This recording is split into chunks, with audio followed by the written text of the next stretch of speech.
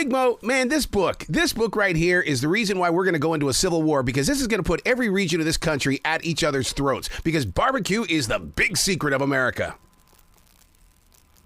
I tell you, man, it's I love barbecue, and you go coast to coast, and it changes from California to North Carolina to North Dakota to Texas. Everybody has their own spin on what they think. Oh my God, the vinegar-based barbecue here in the South, man. I mean, there's just something about it that you crave, and you can't. Once you get it inside your mind, you've got to eat it because it's not going to disappear.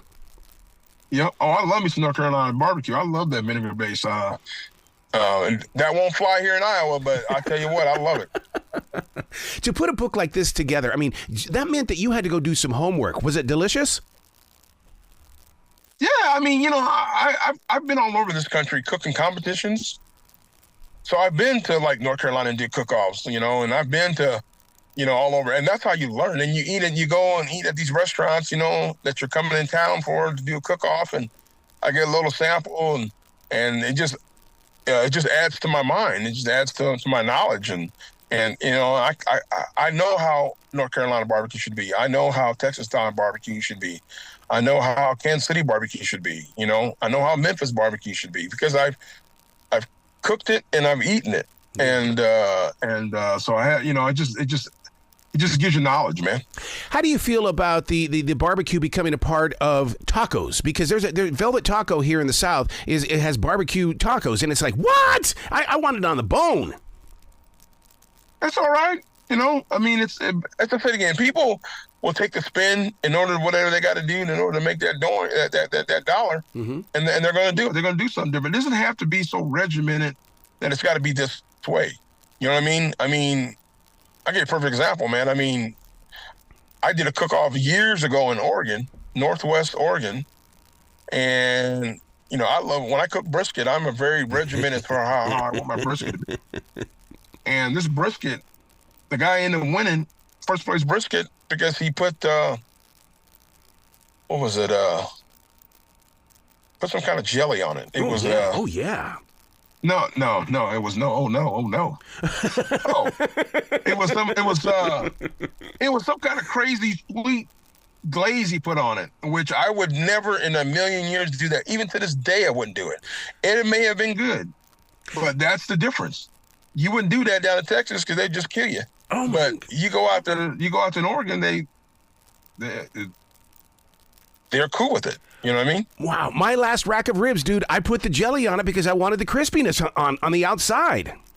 There's nothing wrong with pork ribs. I'm talking about brisket. Okay. That's the thing what's the great thing about pork. You can put a lot of different flavors in pork, man. You can have a dry, spicy rib for a pork rib. You can have apple habanero glaze on it, fire, boom. When it comes to brisket, man, for me, oh no, you ain't putting no maple syrup on my brisket, man. That's not happening. I made a horrible mistake on my last barbecue when it came to cooking the mac and cheese. I actually put sardines with the mac and cheese. I blew it. That sucked. It was so bad. Yeah. Yeah.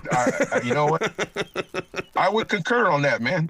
And I love sardines, but that's how you learn, man. You know, like, okay, that's not I ain't doing that again. You know what I mean? I've done that coming up, making stuff and putting cardamom and rub and stuff and, you know, and trying out new stuff and you taste it and you're like, wow, this is foul. And you'll know immediately. It's like, nope, this is not good. Yeah. Are you like me in that when it comes to picking out the right meat, you've got to have a buddy-buddy system with somebody at a farmer's market or a grocery store? I mean, I want to have a relationship with my butcher. Yeah, that's good to do that. But then, you know, you got good box stores that, like, here, we're blessed to be able to, I mean, I get a lot of my meat at Sam's Club, Costco, you know, especially when I'm cooking for people. But we have good meat for what, I don't know, because it's Iowa, because it's the Midwest. Then you might go to another Sam's out east and you might not, it's not even available. I can get beef short ribs, beautiful beef short ribs all day long by the case in Des Moines. I can just go and get, I know, and give awesome, thick, decadent beef short ribs by the case. But if you go to some other places, like my buddy out in Philly, you can't find it. There for a while, here in the South, we were able to get these things called riblets. It was like the ends of ribs. And my God, but we can't find them anymore. Yeah.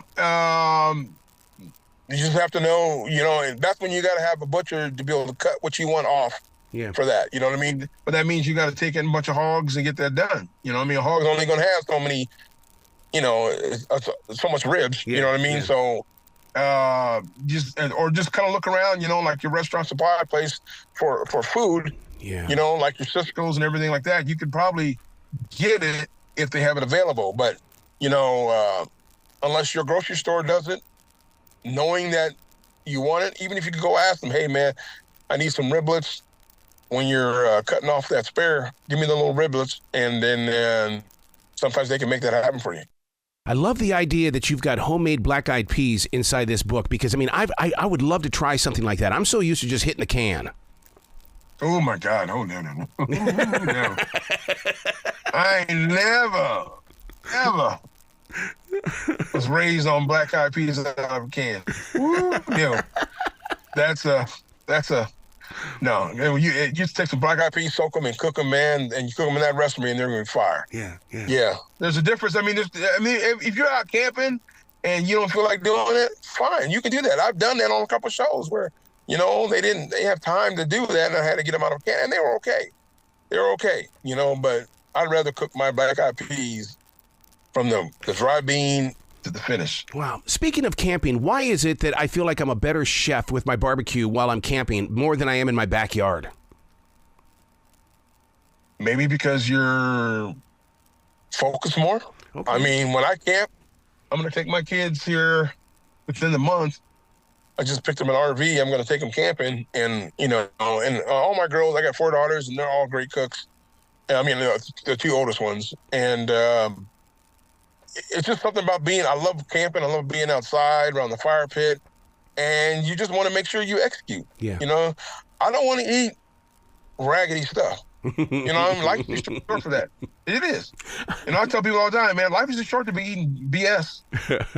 So, and there's a lot of people out there who put BS, and there's a lot of people out there who put really good food together. But when you're cooking it, just stay focused on what you're doing, and it just feels better. You know what I mean? There's nothing wrong cooking in my back deck or backyard, but then when you're out in the campground and you're cooking it up and you're executing what you're doing in your backyard out on the campground, that's awesome.